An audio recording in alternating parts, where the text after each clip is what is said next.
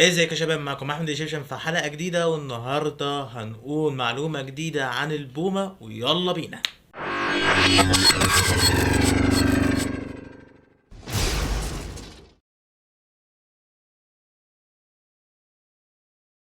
البومة طائر جارح بيستعيد نشاطه في فترة الليل، فترة المساء.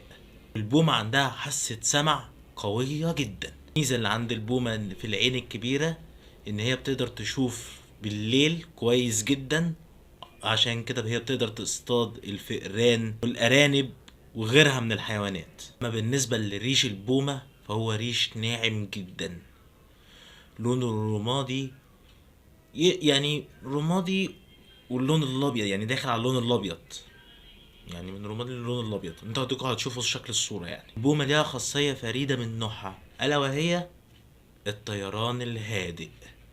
فالبومة وهي بتطير ما بتصدرش اي صوت من الجناحات بتاعتها، عشان هي تقدر تصطاد كل القوارض زي الفئران وغيرها بكتير من الحيوانات اللي زي القوارض، عشان القوارض دي ما تحس بالخطر من اقلها حاجة، فعشان كده هي ملهاش صوت خالص في الطيران. والبومة بتقدر تطير من اول 6 شهور ل7 شهور، يعني من 6 ل7 شهور. واشهر البوم اللي موجود في مصر ام كويك اسيني، ودي شكلها. البومة المصاصة، ودي شكلها.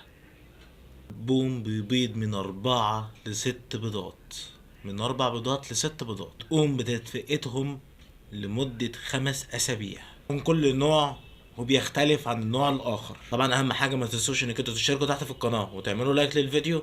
بس كده، أشوفكم إن شاء الله في الفيديو اللي جاي. كان معاكم أحمد ايجيبشن، سلام.